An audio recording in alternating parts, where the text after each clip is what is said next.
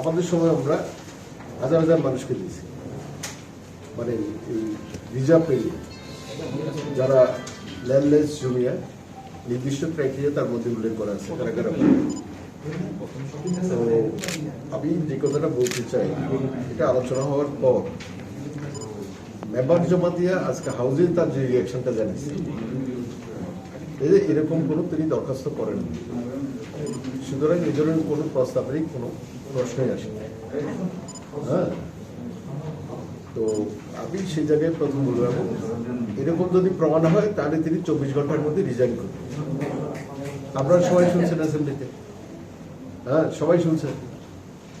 আমার প্রথম হচ্ছে সেই যে আবেদন করছে তার যে দরখাস্ত, এই দরখাস্তের কপি এখানে আছে, আপনি পরবর্তী সময় আমাদের সবাইকে কপি দিয়ে দিচ্ছেন।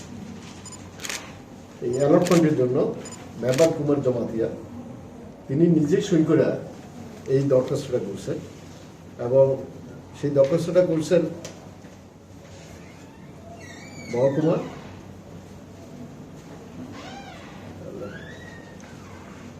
ডবলি খাস ভূমি বন্দোবস্ত পাওয়ার জন্য মহাশয়ের নিকট আবেদন।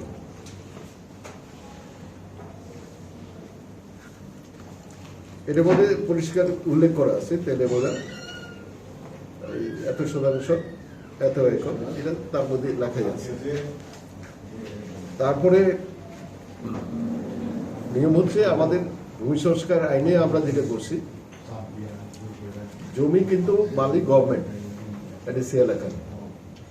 6 শিডিউলও জমির অধিকার কিন্তু সংসদীয় জেলা পরিষদকে দেওয়া নেই আমাদের মানে সংবিধান। কিন্তু এডিসি এলাকার নির্বাচিত যে কমিটি আমাদের জমি বন্দোবস্ত দেওয়ার ক্ষেত্রে তাদের কিভাবে আমরা যুক্ত করতে পারি, সরকার একটা পলিসি ঠিক করে। ওই এলাকার যারা রেভিনিউর পক্ষে কাজ করেন, তহসিলদার, আরআই বা ডেপুটি কালেক্টর বা এসডিএম, ডিএম যারা আছেন, তাদের দায়িত্ব হচ্ছে এই ধরনের যারা ভূমিহীন, আমি পরে এইসব কাগজ পাবেন, নির্দিষ্ট গাইডলাইন যেটা এটার মধ্যে দেওয়া আছে কারা কারা পাইতে পারে, মানে সেই অনুসারে। তো প্রস্তাব তহসিলদারেরাই করেন, এসডিএম এর কাছে আসে সে সমস্ত কারা কারা বন্দোবস্ত দরখাস্ত। তারপরে এডিসি এলাকার যে প্রস্তাবগুলি থাকে সেগুলি আমরা এডিসিতে পাঠাই, তাদের থেকে অ্যাপ্রুভাল আইনা তারপরে বন্দোবস্তের কাজটা শুরু হবে। মানে এটা হচ্ছে পদ্ধতি, প্রসেসের দিক থেকে।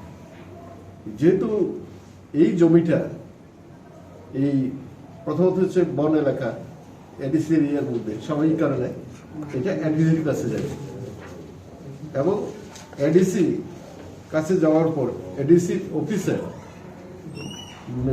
সে হচ্ছে উষা রঞ্জন দেববর্মা,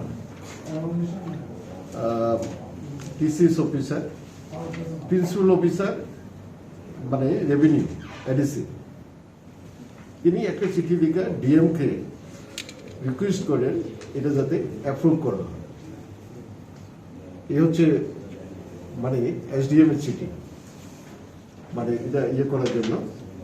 এবং তাতে বলা আছে খতিয়ান নাম্বার টাম্বার, প্লট নাম্বার এবং জমির এই সমস্ত নাম টাম এই সমস্ত সবই দেওয়া আছে এটার মধ্যে। তো ডিএম এর কাছে আসা বলে পরে ডিএম এই একটা চিঠি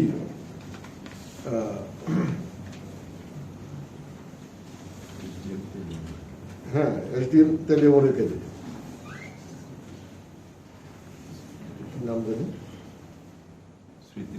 হ্যাঁ Smritimohan, district magistrate Tripura sub division, তেলেবরের সাব ডিভিশন ইয়ে তেলেবরের কেড়ে যে এরকম শর্ত থাকবে, কি কি শর্তে পাইতে পারে জমি, এটার মধ্যে এটা লেখা আছে। এই এসডিএম কে যে চিঠি দেয় ডিএম, এবং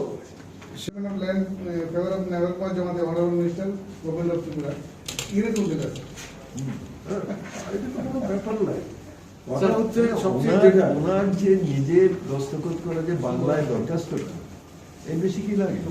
এই যে দরখাস্ত এবং ডিএম যে চিঠিটা দিয়েছে সেকেন্ড প্রুফ। হ্যাঁ, তারপরে কি অস্বীকার করবেন ব্যাপার যেমন কি এনসি দেববর্মা বিধানসভায় দাঁড়িয়ে যেভাবে কথাটা বললেন ঠিক করে তিনি লজ্জা মাথায় হেড করবেন যে সহকর্মীর জন্য এরকম একটা জলযন্ত্র মিথ্যা কথা বললেন একজন সেই দলের সভাপতি আর একজন সম্পাদক। সম্পাদক স্যার এরকম মিথ্যা কথা বললেন This is the quality. So the minister himself said this is a wrong allegation. If it is proved, he will resign from his post. Will you demand his resignation on the basis of this? Yes. Yes. আমরা এই কথাই বলছি ব্যাপারটা যে সত্য যে ব্যাপারটা আমরা এনেছি হ্যাঁ এখন তো সব কাগজপত্র দিয়ে দিলাম আপনাদের। কাগজপত্র আপনাদের হাতে আছে। আপনাদের কাছে সমস্ত কাগজপত্র দিয়ে দেওয়া হবে এতে কি কি প্রমাণ চান আমি বলেন আরো প্রমাণ দিয়ে আমাদের প্রমাণ করে আমরা তো এখন আপনাদেরও এই বিষয়টা আপনাদেরও আমরা সঙ্গী করতে চাই এর বেশি আমরা কি চাই everything is on record. Mobile জমাতে কি বলেছে, রেভিনিউ মিনিস্টার কি, মাননীয় মুখ্যমন্ত্রী কোনো কমেন্ট করেন। আমরা চাইবো মাননীয় মুখ্যমন্ত্রী তার মন্ত্রিসভাকে স্বচ্ছ প্রমাণ করার জন্য তিনি পদক্ষেপ করেন। যা যা পদক্ষেপ নিতে হয় সেটা।